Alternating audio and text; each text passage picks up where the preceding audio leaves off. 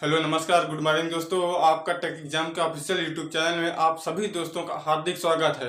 दोस्तों आज हम बात करने वाले हैं अपनी इस चैप्टर के अगले कॉन्सेप्ट की, जो वास्तविक संख्या में रियल नंबर हमारा चैप्टर चल रहा था उसका हम अगली एक्सरसाइज करने जा रहे हैं। एक्सरसाइज 1.2 आज करने वाले हैं हम।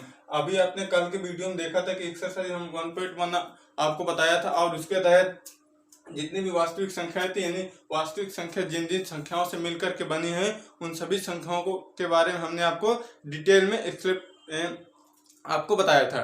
अब आज हम इसके उसी के आगे के क्रम में बात करेंगे कि हमारा 1.2 एक्सरसाइज नंबर यानी कि प्रश्नावली 1.2 आज हम स्टार्ट करने वाले हैं। और इसके तहत आपको सबसे पहले देखिए कुछ कॉन्सेप्ट है, कॉन्सेप्ट के साथ हम यहाँ पर स्टार्ट करेंगे। इसके पहले आपसे एक विनती है दोस्तों, आप चैनल पर जुड़िए हैं तो चैनल को एक बार सभी दोस्तों के पास अपने शेयर कर दीजिए और चैनल को सब्सक्राइब कर दीजिए। जो बच्चा नया जुड़ रहा हो, जो दोस्त नया जुड़ रहा हो, चैनल को पहले सब्सक्राइब कर लेगा और अपने जितने भी ग्रुप में वो जुड़ा है एक बार शेयर कर दीजिए। उसके बाद मैं यहाँ पर स्टार्ट करता हूँ। और अभी तक आपने देखिए टेलीग्राम चैनल को ज्वाइन नहीं किया फ्रेंड्स, वहाँ पर मैंने देखा काफ़ी कम सब्सक्राइबर हैं, तो वहाँ पर आप पहले टेलीग्राम चैनल को ज्वाइन कर लीजिए, जिससे कि वहाँ पर आपके से पूरी क्लास की नोटिफिकेशन आपको वहाँ पर पूरी इन्फॉर्मेशन हमारे क्लास से रिलेटेड आपको मिलती रहती। तो चलिए हम अपने कॉन्सेप्ट की तरफ बढ़ते हैं।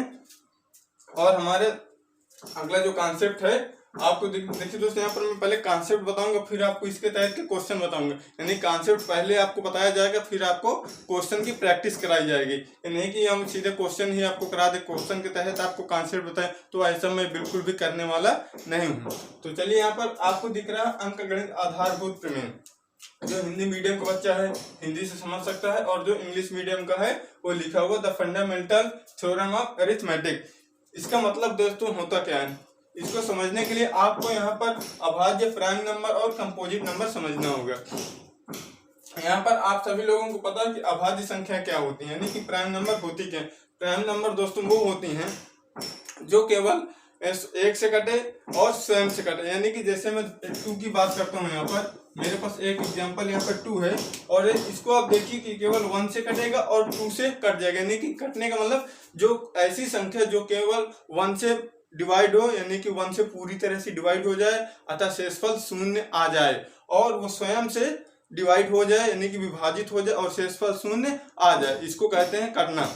तो वो हमारी अभाज्य संख्या होती है। इसके कुछ एग्जांपल आपको मिल जाएंगे 2, 3, 5, 7, 11, 13 और 17। अब इसके बाद हम बात करेंगे अब भाज्य संख्या।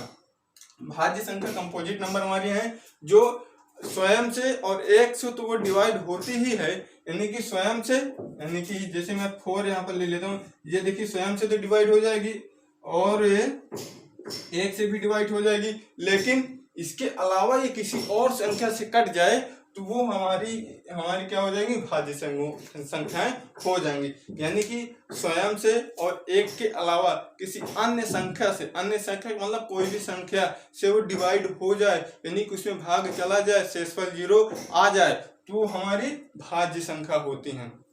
यहाँ पर आपको एग्जाम्पल देखिए जैसे यहाँ पर मैं 4 लिखा हूँ, तो ये 4 हमारा क्या है, ये हमारा भाज्य संख्या, क्योंकि ये 4 से भी डिवाइड हो जाएगी, 1 से भी इसमें भाग चला जाएगा और ये 2 से भी डिवाइड हो जाएगी। इसी तरीके आपको ये एग्जांपल लिखे गए हैं। यहाँ पर जैसे मैं 9 की बात करता हूँ, 9 से डिवाइड होगा, 1 से डिवाइड होगा, 3 से डिवाइड होगा, यानी कि ये केवल यानी कि 2 से ज्यादा संख्याओं से ये डिवाइड हो जाएगी। और ये अभाज्य संख्या केवल 2 और यानी कि स्वयं से और 1 से ही डिवाइड होगी। और एक इम्पोर्टेंट बात इसमें दोस्तों, आप सम विषम को मर्ज नहीं करेंगे तो आपको समझने में ज्यादा ही आसानी होगी। अगर आप इसमें सम और विषम को यहाँ पर सम और विषम में कंफ्यूजन बनाएंगे तो आपको यह कंफ्यूज होता चला जाएगा। तो आपको केवल यहाँ पर सम और विषम भूल जाना है। लेकिन एक बात आपको याद रखनी है कि एक ऐसी सम संख्या है, एक ऐसी सम संख्या जो कि अभाज्य संख्या, क्योंकि 2 देखिए सम संख्या भी है, लेकिन ये केवल 2 से कटेगी और 1 से कटेगी, अन्य किसी संख्या से ये नहीं कटेगी। और एक ना तो भाज्य है और ना ही अभाज्य, ये 2 पॉइंट आपको ध्यान रखना। अब हम बात करते हैं अपनी the fundamental theorem of arithmetic की। ये दोस्तों थ्योरम कहती क्या है, किसी भाज्य संख्या को, प्रत्येक भाज्य संख्या को, किसी भाज्य संख्या को आप अंक यानी कि अभाज्य गुणनखंड के किसी भाज्य संख्या को आप अभाज्य संख्याओं के गुणनखंड के रूप में व्यक्त कर दे यानी कि गुणनखंडित कर दे, यानी कि किसी भाज्य संख्या को आप यानी कि अभाज्य गुणनखंडों के रूप में आप व्यक्त कर दे, गुणनखंडित कर दे, तो वही आपका क्या होता है, अंकगणित आधारभूत प्रमेय होती है। यानी कि आपने 4 लिया और इसके प्राइम फैक्टर, यानी कि किसी भी आप प्राइम यहाँ पर कंपोजिट नंबर को प्राइम फैक्टर में आप फैक्टराइज कर दें तो हमारी क्या हो जाती हैं, वो हमारी हो जाती है the fundamental theorem of arithmetic. जैसे कि मैं बात करूँ 4 है तो इसको आप क्या करेंगे, आपने क्या किया, अभाज्य संख्याओं में आपने इसको तोड़ दिया, 2 × 2 है यानी 2 प्रोडक्ट ऑफ 2 है, तो ये हमारा क्या क्या कहलाता है, यही हमारा कहलाता है अंकगणित आधारभूत प्रमेय। इसके तहत इसका आपको आगे चल काफी यूज है। तो चलिए आपको मैं और यहाँ पर प्रश्नावली में आपको पहुंचता हूँ, एक्सरसाइज 1.1 का पहला नंबर क्वेश्चन आपको करके दिखाता हूँ। तो चलिए दोस्तों यहाँ पर मैं अपनी एक्सरसाइज को स्टार्ट करता हूँ और यहाँ पर आपको पहला नंबर क्वेश्चन क्या मिलेगा, आपके एक्सरसाइज 1.1 में आपका फर्स्ट नंबर क्वेश्चन है, निम्नलिखित संख्याओं को अभाज्य गुणनखंडों के गुणनखंड के रूप में व्यक्त कीजिए। यहाँ पर आपको सबसे पहले बात समझने की वाली कि अभाज्य गुणनखंड होते क्या, यानी कि प्राइम फैक्टर क्या होते हैं। तो प्राइम फैक्टर वो होते हैं दोस्तों किसी भी आप भाज्य संख्या को, अभी मैंने आपको यही तो बताया कि आधारभूत प्रमेय, अंकगणित आधारभूत प्रमेय के द्वारा मैंने आपको बताया कि किसी अब जब भाज्य संख्या के आप किसी भाज्य संख्या के आप प्राइम फैक्टर करते हैं, यानी कि उनको प्राइम फैक्टर टू में फैक्टराइज करते हैं, तो वही हमारी अंकगणित आधारभूत प्रमेय होती है। अगर आपने किसी संख्या को प्राइम फैक्टर के रूप में यानी कि अभाज्य गुणनखंडों के रूप में तोड़ा तो वही आपका अभाज्य गुणनखंड होता है। और ये अभाज्य गुणनखंडों को केवल सीरियस लिखना ये आपको इम्पोर्टेंट नहीं है। मान लीजिए मैंने एक उदाहरण ले लिया, यहाँ पर मैं ले लेता हूँ 12 ले लेता हूँ। अब इसके आपको कह दी कि प्राइम फैक्टर कीजिए, तो इसके प्राइम फैक्टर कैसे होंगे, इस तरह से करना है। सबसे पहले 2 से देखिए डिवाइड करना है इसको, तो 2 से डिवाइड हो जाएगा, तो 2 6 या 6 बार जाएगा, और 2 से फिर कट जाएगा, और ये फिर 3 से कट जाएगा। अब आप इसको देखिए, लिखने का क्रम क्या है, लिखिए आप इसको किसी भी क्रम में लिख सकते हैं, लेकिन आप एक स्टैंडर्ड फॉर्म में इसको लिखिए। जैसे कि आप 2 × 3 है, ये इसका स्टैंडर्ड है। अगर आप इसको इस तरह भी लिख देंगे तो कोई फर्क पड़ने वाला नहीं, अतः आपका ये भी सही है और ये भी सही। अब यहाँ पर हम बात करते हैं अपने क्वेश्चन की। हमारा क्वेश्चन देखिए, पहला नंबर आपका क्वेश्चन है, फर्स्ट का और फर्स्ट नंबर है। यहाँ पर आपको दे दिया गया है कि 140 है, इसके आपको बताया कि इसके आपको प्राइम फैक्टर करना है, यानी 140 का आपको प्राइम फैक्टर के रूप में फैक्टराइज करना है। तो चलिए यहाँ पर हम इसको फैक्टराइज करके दिखाते हैं। तो यहाँ पर आपको दे दिया गया 140, तो यहाँ पर आपको दे दिया गया 140। तो चलिए इसको हम प्राइम फैक्टर इसके हम करते हैं। तो इसको आपको करना क्या है, तो इस तरह से आपको पहले स्ट्रक्चर बना लेना है। अब इसके बाद आपको इसको देखना है कि ये किससे डिवाइड होगा, यानी कि इसमें किससे भाग चला जाएगा सबसे पहली बार, यानी कि आपको 2 से स्टार्ट करना है कि आपसे इसमें 2 से सबसे पहले चेक करना है। अब देखिए 2 से संख्या वो कट जाती है जिस संख्या के लास्ट में सम संख्या है, यानी कि जिस संख्या के लास्ट में सम संख्या है वो 2 से डिवाइड हो जाएगी, और यदि किसी संख्या के लास्ट में 0 है वो भी 2 से डिवाइड हो जाएगी। तो हमारे पास क्या है, ये मैं डिविजिबिलिटी रूल आपको किसी नेक्स्ट वीडियो में भी बता दूंगा। आपको केवल इतना समझना है कि 2 से वो संख्याएं कटेगी जिसके लास्ट में, जिस संख्या के लास्ट में सम है, सम संख्या है अथवा 0। तो यहाँ पर 0 होते 2 से देखिए कट जाएगा, 2 से बन जाए ये इतना हो जाएगा। अब इसको आप कर लेंगे ये, अब देखिए यहाँ पर 0 था तो ये भी कट गया। अब देखिए 35 ना तो 2 से कटेगा, ना 3 से कटेगा, ना 4 से कटेगा, किससे कटेगा, 5 से कटेगा। जिस संख्या के लास्ट में 0 और 5 हो तो 5 से डिवाइड हो जाती है। तो यहाँ पर 5 7 जा, और यहाँ पर ये 7 बार ही जाएगा। अब देखिए जब तक 1 नहीं आ जाएगा तब तक आपको इस तरह से इसके फैक्टर करने हैं। अतः आप यहाँ पर इसको लिख सकते हैं कि 140 बराबर, यहाँ से आप इसको 2 × 5 × 7 आपको इस तरह से इसको करना है। अब यहाँ से इसको आप और छोटा कर सकते हैं, छोटा बिल्कुल कर सकते हैं। आप देखिए यहाँ पर 2 बार 2 लिखा है, इसको आप 2 की पावर एक हाथ चढ़ा दीजिए, इसके ऊपर एक हाथ बैठा दीजिए, और यहाँ मल्टीप्लाई 5 × 7, अतः ये आपका आंसर हो गया, ये आपका आंसर हो जाएगा। अब देखिए ये इतना तो हो गया। अब देखिए मैं आपको एक एग्जांपल और लेके बता देता हूँ, और बाकी आपको होमवर्क में दे देता हूँ, आप करने का प्रयास करेंगे। दोनों लोग मिल बांट के करेंगे तो आपको भी समझने में आसानी होती है। टीचर का काम क्या होता है कि आपको मार्गदर्शन देना। तो आप बाकी सवालों को आप घर में ट्राई करिएगा, नहीं आएगा तो आप कमेंट बॉक्स में कमेंट कर दीजिएगा। एक और हम आपको बता देते हैं, यहाँ पर देखिए लिखा गया है 3 8 2 5 इसके आपको प्राइम फैक्टर करने हैं। इसके प्राइम फैक्टर कैसे होते हैं मैंने आपको बताया कि इसको आप 2 से ट्राई करिए, लेकिन 2 से डिवाइड करने के लिए कंडीशन क्या होती है कि लास्ट में आपका सम संख्या और 0 होना चाहिए। यहाँ पर ना तो 0 ना तो सम संख्या। 3 से डिवाइड होने के लिए तो 3 से वो संख्या कटती हैं इनकी डिवाइड हो जाती है जिनका इनका सम डिवाइड हो जाएगा। चलिए इसका सम क्या होगा, देखिए 5 में 2 जोड़ो 7 और 7 8 17 3 21 21 आ रहा है। 3 से 21 डिवाइड है तो इसको आप 3 से डिवाइड कर देंगे। 3 1 3 3 2 6 3 4 और यहाँ पर 23 और 3 5 15 ये आ जाएगा। अब देखिए इसको आप 3 से ट्राई कीजिए। 12 7 19 19 9 5 14 यानी कि अभी ये 2 से भी और 3 से डिवाइड हो रही है तो 3 से आप इसको डिवाइड कर देंगे। 3 4 12 3 दूनी 6 3 5 15। अब देखिए अब ये 3 से डिवाइड नहीं होगी, अब ये किससे डिवाइड होगी, 5 से डिवाइड होगी। इसको आप 5 से डिवाइड कर दीजिए। ये देखिए 5 8 40 5 50 25। अब देखिए ये आपकी किससे डिवाइड होगी, 5 से डिवाइड होगी और इसको आप लिख सकते हैं ये 17। देखिए प्राइम नंबर है केवल 17 से कट जाएगी, 1 से काट नहीं सकते, ठीक है, तो ये 17 से कट जाएगी। अब आपको इनको लिखना कैसे है, जैसे कि आपने इसको लिखा तो इसको आप लिखेंगे 3 मल्टीप्लाई 3 मल्टीप्लाई 5 मल्टीप्लाई 5 मल्टीप्लाई 17। इसको आप और छोटा कर लेंगे, 3 का स्क्वायर 5 का स्क्वायर मल्टीप्लाई 17। ये आपका आंसर हो जाएगा। तो बधाई हो, आपने दूसरा नंबर क्वेश्चन भी कर लिया, तीसरा नंबर। अब चलिए मैं आपको नेक्स्ट क्वेश्चन करके दिखाता हूँ। अब जो मैं आपको बताने जा रहा हूँ इससे आपका मैथ का पूरा डर भाग जाएगा दोस्तों। अब यहाँ पर आपको सेकंड नंबर क्वेश्चन दिया गया, यहाँ पर एक क्वेश्चन लिखो। ये देखिए यहाँ पर एलसीएम और एचसीएफ निकालने की विधि है और यहाँ पर आपको इसका प्रोडक्ट भी बता देने की उत्तर की जांच भी करना है कि दो संख्याओं के गुणनफल बराबर एचसीएफ और एलसीएम होता है। एक कॉन्सेप्ट आपको दोस्तों छूट गया तो उसको मैं यहाँ पर बता देता हूँ कि अब जब किन्हीं दो संख्याओं का आप एलसीएम या एचसीएफ निकाले हैं, आप किन्हीं दो संख्याओं का एलसीएम और एचसीएफ निकाल लिए हैं तो एलसीएम और एचसीएफ का मल्टीप्लाई बराबर होगा उन दोनों संख्याओं के मल्टीप्लाई के।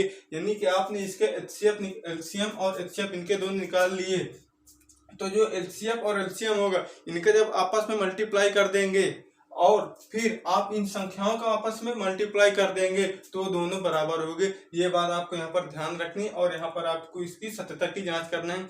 दोस्तों आपको मैं ये एचसीएफ और एलसीएम निकालने की इतनी बेहतरीन कॉन्सेप्ट विधि में बताऊंगा जो आपको सीखने में बहुत ही हेल्पफुल होगा। दोस्तों आप बड़ी आसानी से सीख सकते हैं। बस इसके लिए आपको करना क्या है, चैनल को आप सब्सक्राइब कर दीजिए और मैक्सिमम ज्यादा से ज्यादा शेयर कर दीजिए और एक लाइक कर दीजिए, बस हो गया। बाकी आपको कोई प्रॉब्लम नहीं, यहाँ पर कमजोर से कमजोर बच्चा भी यहाँ पर सीख सकता है। मैं बिल्कुल बेसिक्स यहाँ पर स्टार्ट किया हूँ ये चैप्टर। अब यहाँ पर देखिए एचसीएफ और एलसीएम निकालना है। अब आपको यहाँ पर लिखा पूर्णांकों के निम्नलिखित युग्मों के एचसीएफ और एलसीएम ज्ञात कीजिए। यहाँ पर आपको अभाज्य गुणनखंड विधि से ही इसके एचसीएफ और एलसीएम निकालने। तो यहाँ पर आप इसके पहले प्राइम फैक्टर कर लीजिए। प्राइम फैक्टर करना आपको मैं बताया हूँ, अभाज्य गुणनखंड यानी प्राइम फैक्टर्स में इनको फैक्टराइज करेंगे पहले। तो यहाँ पर हमारा लिखा है, फर्स्ट क्वेश्चन में ले रहा हूँ, सेकंड का ये फर्स्ट क्वेश्चन है। यहाँ पर आपको सबसे पहले लिखा है 26, इसको आप फैक्टराइज करेंगे, 2 से डिवाइड करेंगे, अब ये 13 से डिवाइड हो जाएगा और यहाँ पर 1 आ जाएगा। इसको आप डिवाइड करेंगे, ये भी हमारा किससे कटेगा, 7 से कटेगा, 13 बार जाएगा और ये 13 से कट जाएगा। अब यहाँ पर क्या करना, हमें सबसे पहले निकालना क्या है, एलसीएम। हमें सबसे पहले निकालना है एलसीएम और एलसीएम हमारा क्या निकलेगा, यहाँ पर आपको इसको इस तरह से लिखना है। यहाँ पर आपको ये 26 बराबर 2 मल्टीप्लाई 13 इस तरह से लिखना है और ये 91 बराबर 7 मल्टीप्लाई इस तरह से आपको इसको लिख लेना है। अब क्या करना है, यहाँ से आप एलसीएम लेंगे।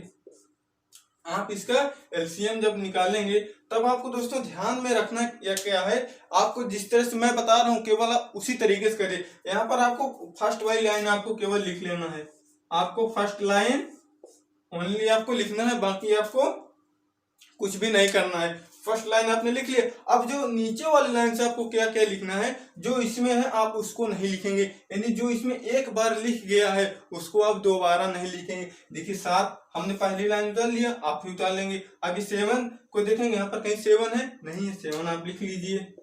इस तरह से आप 7 लिख लेंगे। अब 13 ऑलरेडी यहाँ पर, यानी कि दो मतलब दोनों संख्या एक मतलब जैसे कि आपके पास दो संख्याएं हैं तो आप एलसीएम उनको एक बनाएंगे, यानी कि ये 13 हमारे पास है, 2 है, तो इसको हम नीचे जब एलसीएम लेंगे तो इसको केवल 1 मान के चलेंगे, यानी कि हमारे पास एक ही 13 है, यानी 13 की संख्या हमारे पास एक ही है। तब यहाँ इसलिए मैंने आपसे बोला कि 2 और 13 पहले आप लिख लीजिए फर्स्ट लाइन को। अब नीचे वाले में से क्या लिखना है, 13 तो ऑलरेडी यहाँ पर है, 13 तो नहीं लिखेंगे, अभी 7 आप लिख लेंगे। अब इनका मल्टीप्लाई करा लेंगे, इसका मल्टीप्लाई करेंगे 182 आपका एलसीएम आ गया। यहाँ पर देखिए बधाई हो आपको, ये आपने एलसीएम बड़ी आसान से निकाल लिया है। अब बताइए इसको अगर आप कहीं ट्यूशन पढ़ाते हैं तो ये भी आपके लिए इम्पोर्टेंट है, अगर आप क्लास 10 में हैं तो भी आप को ये इम्पोर्टेंट है, अगर आप किसी अदर क्लास में हैं आपको एलसीएम में प्रॉब्लम हो रही है तो भी आप यहाँ से सीख सकते हैं। बस आप चैनल को सब्सक्राइब कर दीजिए, हो गया। अब यहाँ पर आपको क्या करना है, आपको सत्यता की जांच करना है। 1 मिनट, अभी आपको एचसीएफ इसका फाइंड करना है। तो इसका देखिए एचसीएफ क्या होगा, इसका आपका एचसीएफ निकालना है आपको। तो एचसीएफ देखिए निकालने के लिए क्या करना है, एचसीएफ के लिए आपको पता highest common factor, highest common factor, तो यहाँ से जो आपको कॉमन मिल जाएगा, यानी कि जो दोनों में हो केवल आपको उसी को लेना, केवल आपको कॉमन वाला। तो यहाँ पर देखिए दोनों में 13 है और तो 2 देखिए इसमें है लेकिन इसमें नहीं है, 13 इसमें है इसमें है, तो आपको केवल जो आपका एचसीएफ होगा वो केवल 13 ही होगा। अभी तक यहाँ पर क्या था कि आपको जो कॉमन है उसको तो लिखना ही लिखना, लेकिन जो कॉमन में नहीं है उनको भी आपको लिखना था, यानी कि 13 को केवल 1 मानना था, लेकिन ये नहीं मिल रहा था तो इनको भी आपको मल्टीप्लाई में लिखना था, यानी कि जो सेम वाला है उसको 1 लिख के बाकी को जो कर दे वो लिख देंगे। लेकिन यहाँ पर आपको क्या है कि आपको जो कॉमन मिल रहा है, यानी कि जो दोनों में है, केवल आपको वही चीज लिखना है, वही आपका हाईएस्ट कॉमन फैक्टर है। तो यहाँ पर 13 आपका क्या आ जाएगा, एचसीएफ आ जाएगा। एचसीएफ के लिए वो मैं आपको एक और संख्या बता देता हूँ कि वह बड़ी से बड़ी संख्या, मेरा स्टेटमेंट आप ध्यान रखेंगे कि वह बड़ी से बड़ी संख्या जो इन दोनों संख्याओं को डिवाइड कर देगी वही इनका एचसीएफ होगा, यानी कि हाईएस्ट कॉमन फैक्टर होगा। एलसीएम में आपका स्टेटमेंट क्या होगा, वह छोटी से छोटी संख्या, वह छोटी से छोटी संख्या जो इन दोनों से डिवाइड हो जाएगी। आप समझ गए एचसीएफ और एलसीएम का कॉन्सेप्ट। अब देखिए यहाँ पर एचसीएफ 13 आ चुका। अब आपको प्रूव भी करना है, ये सत्यता की जांच करनी है। तो हमारे पास क्या है, फर्स्ट नंबर हमारी क्या है, यहाँ पर 26 मल्टीप्लाई 91 बराबर 13 मल्टीप्लाई 182। अब इसका आप यहाँ पर मल्टीप्लाई कर लेंगे, आंसर आ जाएगा। यहाँ पर आपको मल्टीप्लाई करना मैं आपको बता देता हूँ।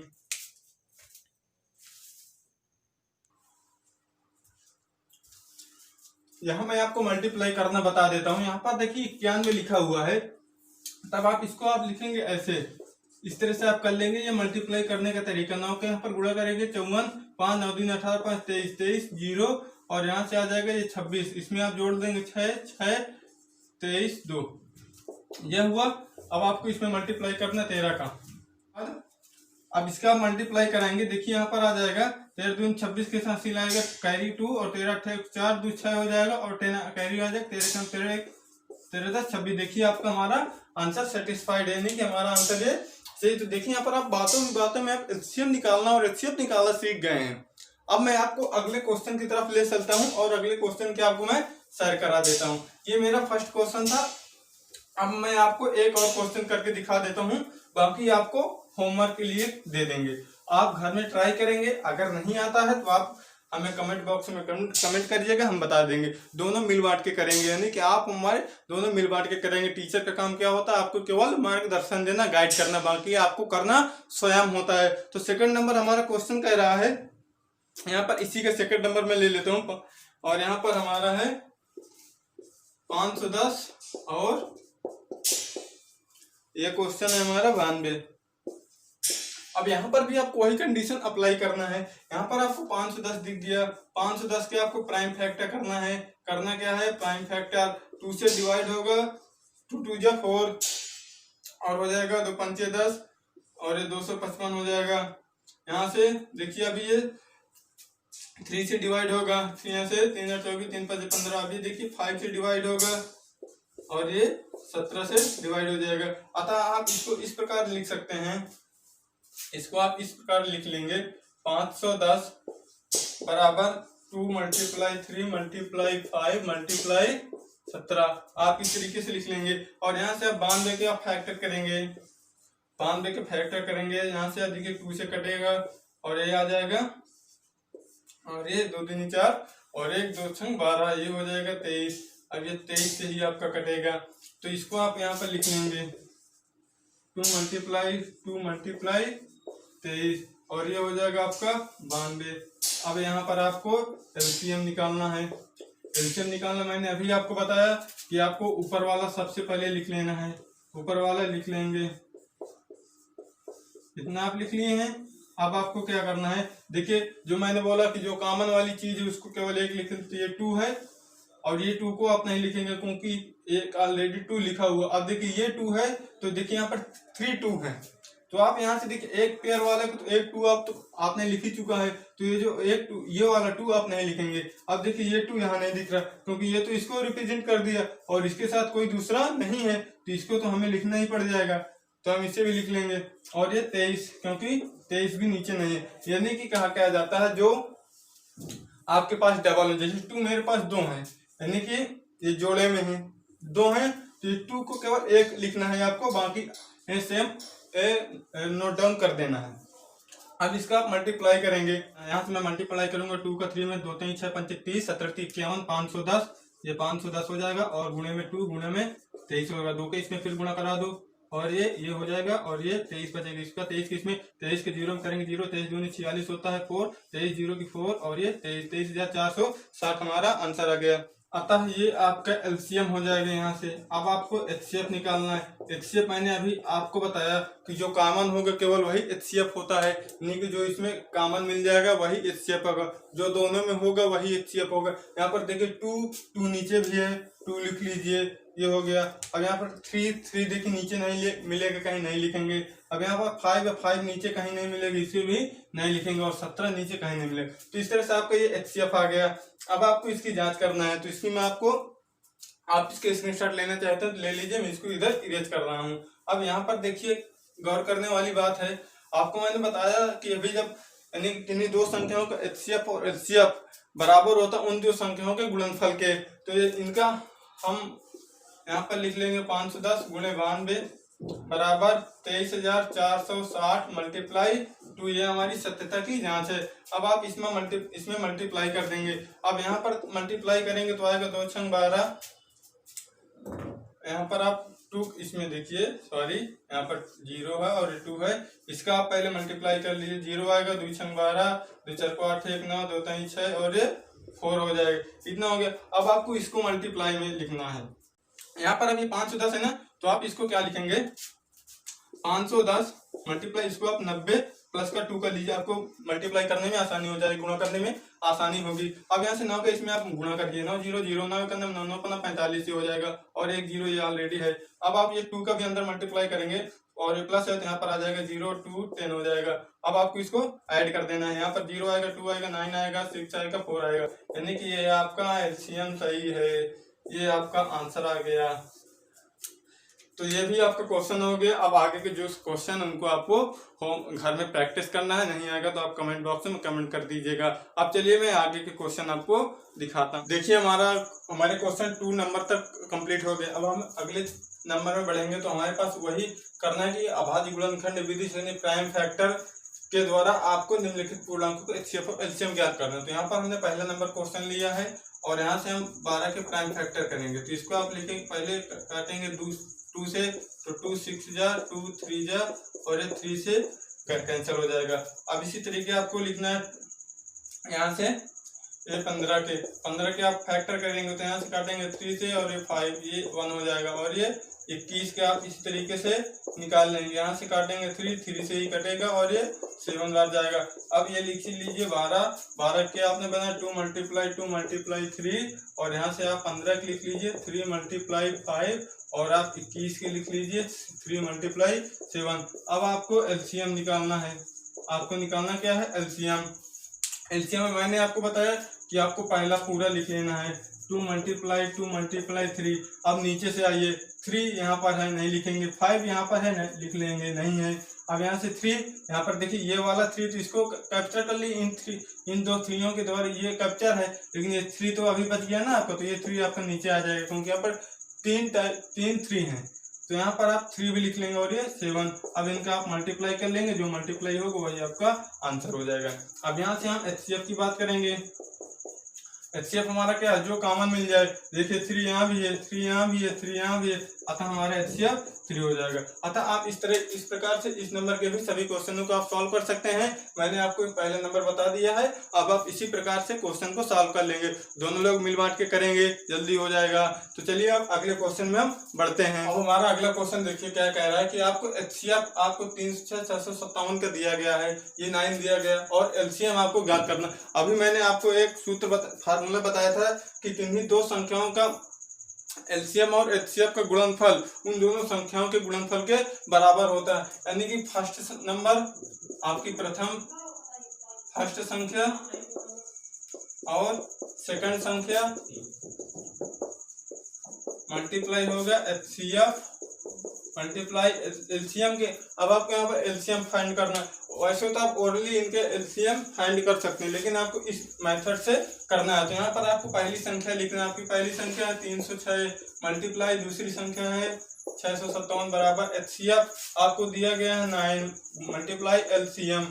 अब आपको इसमें से एलसीएम निकालना है। अब आप इसको सॉल्व करेंगे तो ये इस तरीके का हो जाएगा और ये 9 इसके नीचे आ जाएगा। 306 मल्टीप्लाई 657 बटा में 9। अब देखिए क्या 306 9 से कटेगा, बिल्कुल कट जाएगा।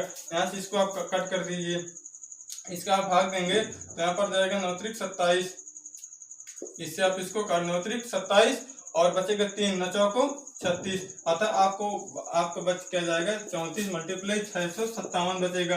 अब आपको इसको मल्टीप्लाई करना है तो आप इसको लिख दीजिए 30 प्लस का 4 लिख लीजिए, गुणा करने में आसानी हो जाएगी। अब आप 30 का पहले गुणा करिए, 3 7 21 की 1 हासिल आएगा 2, 3 5 15 2 17 की 7 कैरी आएगा 1, 6 18 1 19 और आपके पास ये 0 है, 0 भी लिख लीजिए। प्लस 4 के अंदर गुणा करिए, 4 7 28 की 8 हासिल आएगा 2, 4 5 20 की 2 22 हासिल आएगा 2 और 4 6 24 2 4 6 24 2 26 आएगा। अब इनको आप ऐड कर लीजिए, 8 आ जाएगा और ये 3 हो जाएगा और 7 6 13 हो जाएगा और 9 2 11 1 12 हो जाएगा और ये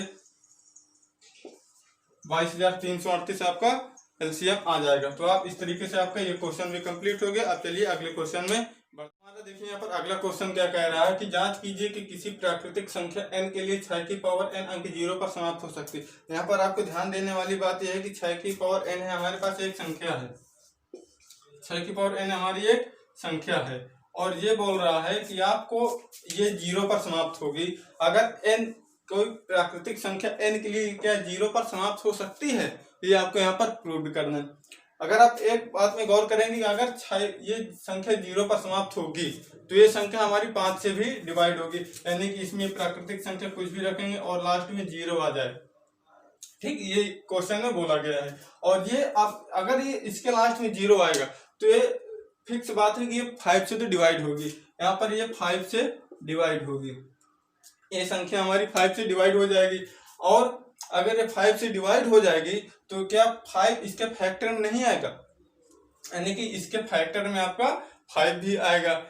क्वेश्चन में क्या बोला आप ध्यान से देखिए कि बोल रहा है कि 6 की पावर n, जो n एक प्राकृतिक संख्या, इसके लिए क्या 6 की पावर n 0 पर समाप्त हो सकता है, ये क्वेश्चन में बोला है। अगर ये 0 पर समाप्त होगी तो ये 5 से कट जाएगी, अगर ये 5 से कटेगी तो इसका जो फैक्टर में 5 भी आएगा, इसके फैक्टर में 5 भी आएगा। अगर आप इसके प्राइम फैक्टर करेंगे तो उसमें 5 भी आ जाएगा, यानी n की जगह पर आप कुछ भी रखेंगे तो उसका मान क्या 0 पर समाप्त हो सकता है किसी भी संख्या के लिए।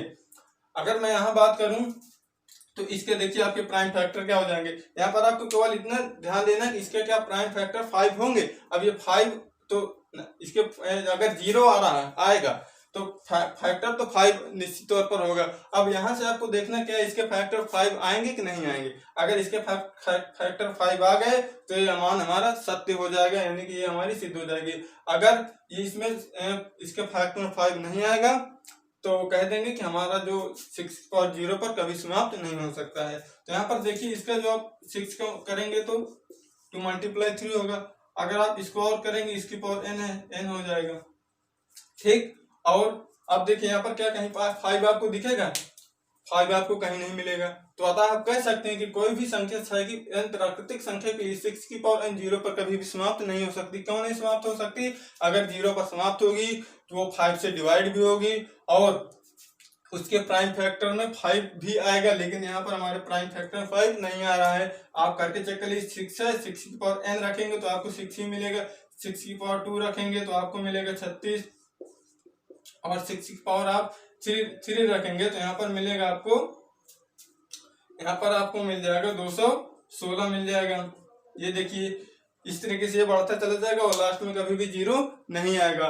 तो हम कह सकते हैं कि ये हमारा जो अतः आप कह सकते हैं कि किसी प्राकृतिक संख्या n के लिए 6 की पावर 0 पर समाप्त तो नहीं हो सकती है। यहाँ पर लिखेंगे अतः किसी प्राकृतिक संख्या n के लिए 6 की पावर n कभी भी 0 पर समाप्त नहीं हो सकता। स्टेटमेंट आप इस तरह से लिख सकते हैं, इस तरह से आप सिद्ध कर देंगे।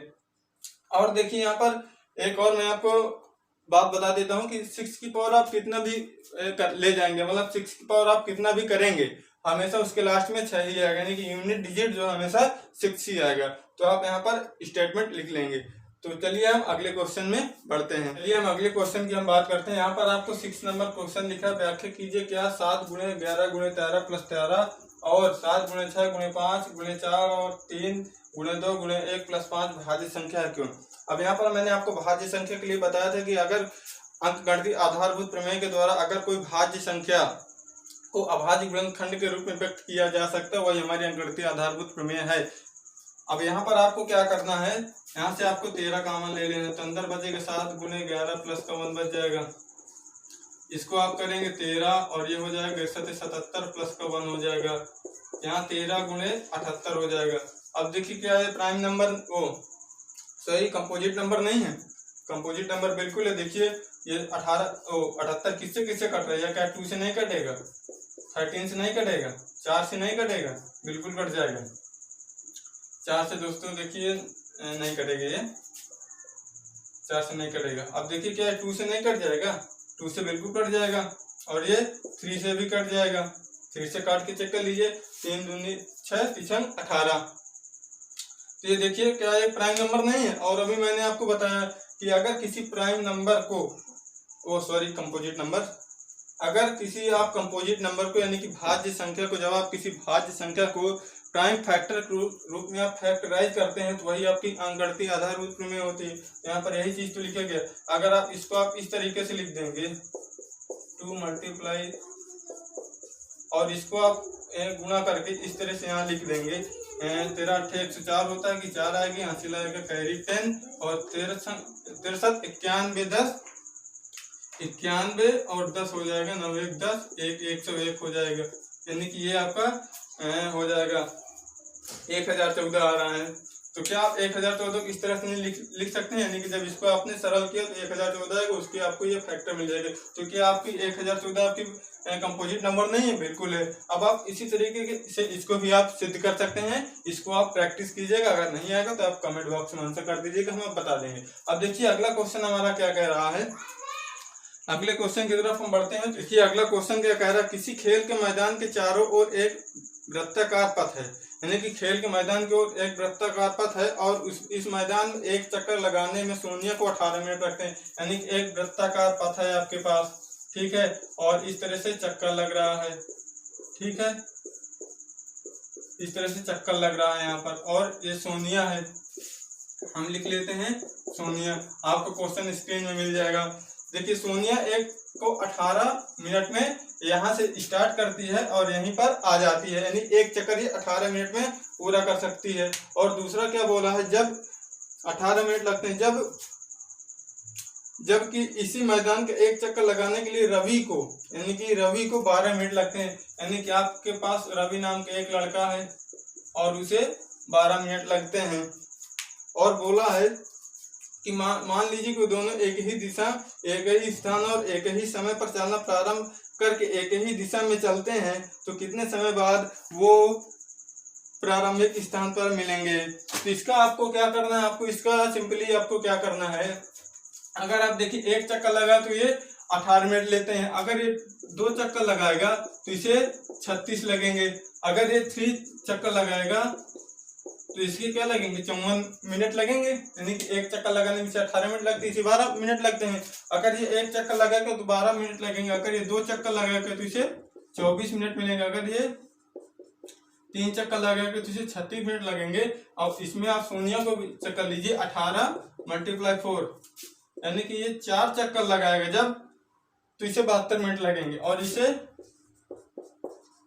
48, तो आपको क्या कुछ मिल रहा है? यानी कि देखिए, जब ये 36 मिनट बाद यहाँ आ जाता है तो ये भी 36 मिनट बाद यहाँ आ जाता है। यानी कि दोनों को कितना टाइम लगेगा इस बिंदु पे आने पे? दोनों को सेम आ गया ना, कि एक में इसको भी 36 मिनट लग रहे हैं, इसको भी 36 मिनट लग रहे हैं। अतः हम कह सकते हैं कि 36 मिनट बाद ये दोनों एक दूसरे को मिलेंगे। इसमें बेसिकली आपको एलसीएम ही फाइंड करना था। ये भी एक मेथड होता है एलसीएम निकालने का।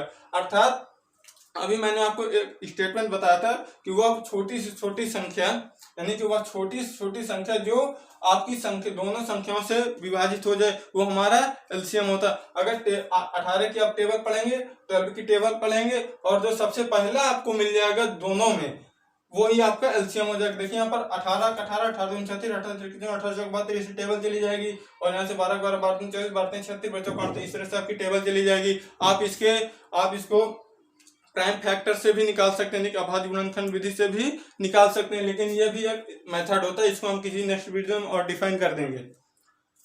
और यहाँ पर जो सबसे पहले कॉमन मिल जाए वही हमारा एलसीएम होता है। तो यहाँ पर 18 दूनी 36, 12 36 यानी 36 मिनट बाद ये लगेंगे, यानी कि इनका टोटल टाइम कितना लग जाएगा? हमारा 36 मिनट लग जाएगा। इस तरह से देखिए कि आप इस तरह से आपने 1.2 प्रश्नावली को भी आपने कंप्लीट कर लिया। आप लोगों को बहुत बहुत बधाई इस वीडियो को देखने के लिए, आपने हमारा साथ दिया, और इस सहयोग के लिए आपका तहे दिल से मैं धन्यवाद देता हूं। कि और आपसे उम्मीद होगी कि आपको ये वीडियो काफी अच्छा लगा होगा। अगर आपको वीडियो पसंद आ रहा हो, अगर मन में कोई कंफ्यूजन है, तो आप कमेंट बॉक्स हमसे बोला करो। कमेंट बॉक्स में आप हमसे बोलेंगे तभी हम यहाँ पर आपको डिफाइन कर पाएंगे और आपको बता पाएंगे। तो यहाँ पर आपको सबसे पहले वीडियो को ज्यादा से ज्यादा शेयर कर देना, और अपने फ्रेंड्स के पास जिस भी ग्रुप में आप जुड़े वहां पर आप शेयर कर दीजिए और एक लाइक कर दीजिए। तो चलिए दोस्तों, आज आप तक यहीं रखते हैं, और आपको अगले वीडियो में हम 1.3 आपको पढ़ाएंगे। वहां पर आपको अपरिमेय संख्या को सिद्ध करना रहता है। आप हो सके तो थोड़ा इसको आप पढ़ लीजिएगा। और आज की पीडीएफ, क्योंकि फर्स्ट चैप्टर की पीडीएफ तो लगी हुई है ऑलरेडी, तो आप पीडीएफ को पिछले वीडियो से आप निकाल लेंगे। दोस्तों, चैनल को जरूर सब्सक्राइब कर दीजिएगा। अगर हमारे वीडियो बनाने में कोई त्रुटियां हो तो हमें क्षमा कर दीजिएगा। अब कल आपसे सुबह फिर मुलाकात होगी। तब तक के लिए धन्यवाद। जय हिंद।